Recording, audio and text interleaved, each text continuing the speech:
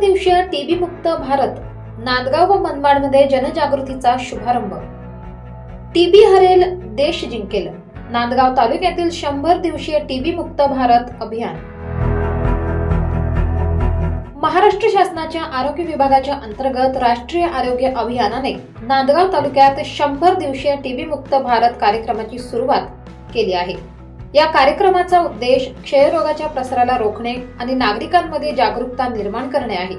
नांदगाव तालुका आणि मनमाड शहरासह एकूण 99 गावांमध्ये ही जनजागृती आणि तपासणी मोहीम राबवली जात आहे।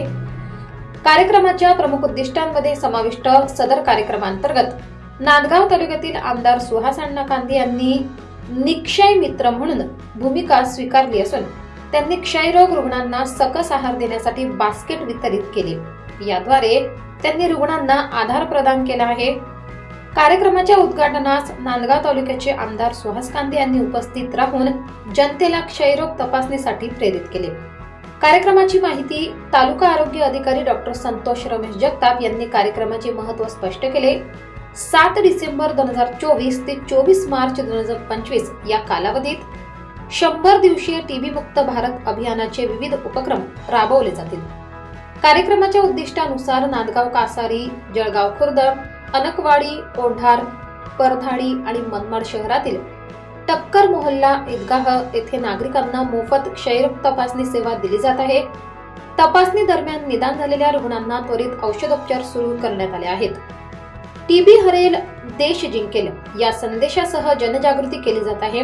या अभियानाअंतर्गत नागरिकांना क्षयरोगाच्या लक्षणांचा वेळीच शोध घेण्याचे, उपचार सुरू करण्याचे आणि समाजामध्ये या रोगाचा प्रसार रोखण्याचे महत्त्व पटवून दिले जात आहे।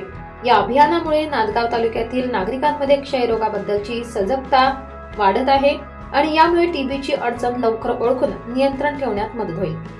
100 दिवसीय टीबी मुक्त भारत मोहीम एक महत्त्वपूर्ण पाऊल असून यामुळे भारताला टीबी मुक्त करण्याचा मार्ग सुकर होईल अशी आशा आहे। नांदगाव व मनमाड शहरामधील या जनजागृती कार्यक्रमाचा उद्देश क्षयरोगाच्या रुग्णांना योग्य उपचार देणे, तपासणी वाढवणे आणि समाजामध्ये याबाबत जागरूकता निर्माण करणे आहे।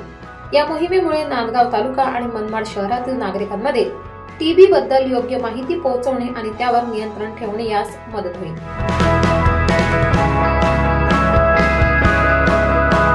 24 लाईव्ह महाराष्ट्र न्यूज साठी मुक्ताराम बागुल, नांदगाव।